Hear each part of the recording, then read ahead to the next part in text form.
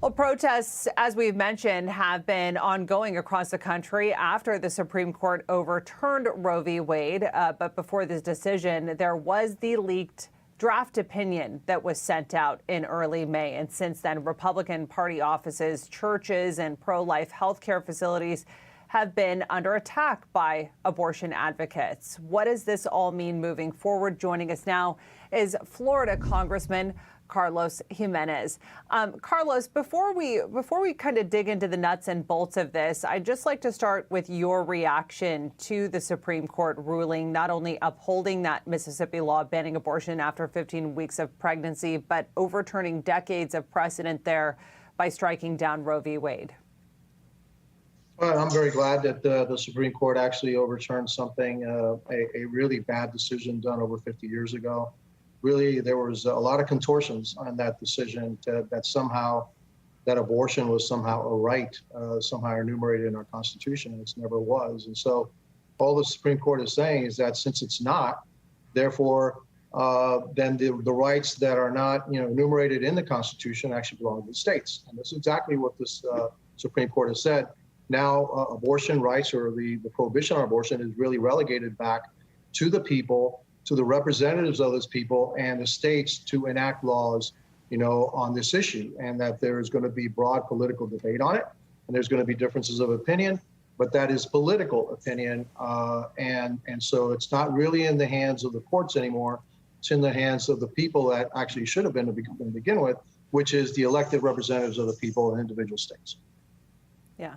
And does overturning Roe v. Wade, does that open the door for other landmark cases such as same-sex marriage or contraception? I just don't see, I don't see this as somehow being tied to anything else. I mean, this was a decision made 50 years ago. Like I said, it was a contortion.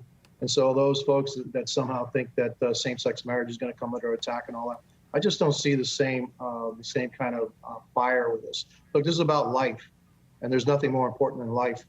And so, I'm pro-life, and I believe that life begins at conception. You can't argue with me otherwise. And so that's where the big political debate is.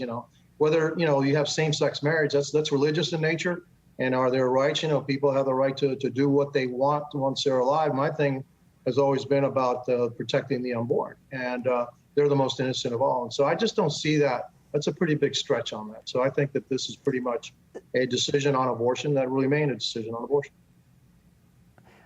Congressman, do you think right now, or actually switching gears for a moment, the bipartisan gun reform bill that passed in the House and the Senate, President Biden has now signed that into law. In bipartisan negotiations, we know not everybody gets what they want. What measures in that legislation did you support, and which did you oppose? I suppose I didn't vote for it, so I'm not sure what I support. Look, some of those measures are actually here in Florida.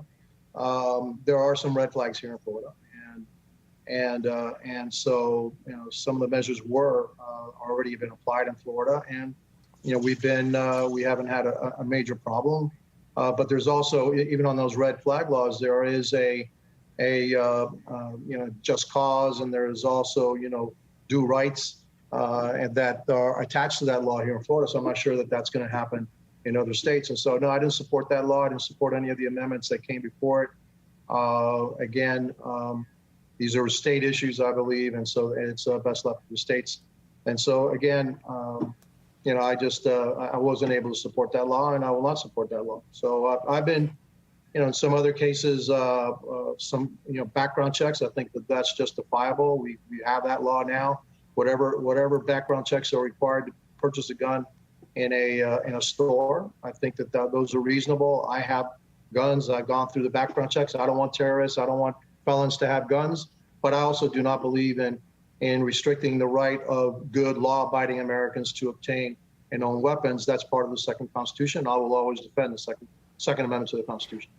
You mentioned enhancing background checks. What other measures would you support? If not those, what other measures would you support to prevent another Uvalde or a Buffalo? Well, listen, but when I was mayor of Miami-Dade County, it was pretty evident to me that the laws really don't work. You have to take active measures. And so what we did in Miami-Dade County, we made sure that every single school had a law officer, had a police officer guarding that school. The state and the school boards did a good job in really tightening up the security around the school. In Miami-Dade County, under my order, I made sure that every single police patrol car, every single police officer had an AR-15 and enhanced body armor, including helmets, so that if there was an active shooter, they'd go in aggressively.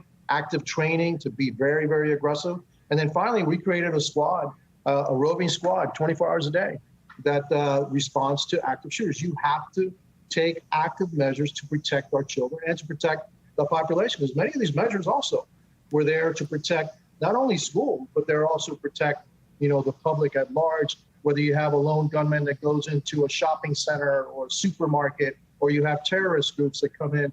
Look what happened in Paris, where the Parisian police department was standing outside waiting for their SWAT team while 200 people were being shot inside that theater.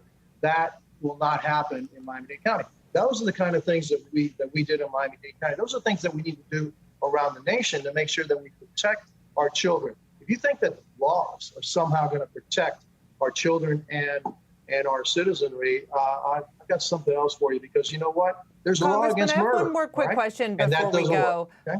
Supreme Court also issued a very, very big ruling, one of the biggest rulings that we've seen in more than a decade on the Second Amendment. And again, this was dealing with New York's law that requires individuals to obtain a special permit with proper cause to carry a concealed weapon. What was your reaction to that decision? Well, again, I supported that. Look, I have a concealed weapons permit. I didn't have a special cause. I understand that in some states you have to prove that somebody's out to kill you before you can carry a concealed weapon. I think that's crazy.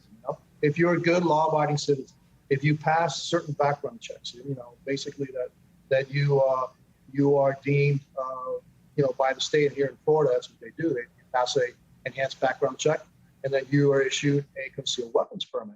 It doesn't mean that I have to prove that somebody's out to get me to get one. And so, I'm fine with that Supreme Court decision. The founding fathers, they put the Second Amendment in for a reason. And I'm a big proponent of the Second Amendment. Look, I came from Cuba, and if we had the Second Amendment in Cuba, I'd probably be in Cuba. Okay, because we wouldn't have been under the heel of a communist regime for the last 60 years. There's no way for the people to revolt against their government because all the weapons are gone. And I think that's part of the reason why the Second Amendment was established. Congressman Carlos Gimenez, we are out of time. We appreciate you joining us on Saturday Agenda. Have a great weekend. You too. All right, bye-bye.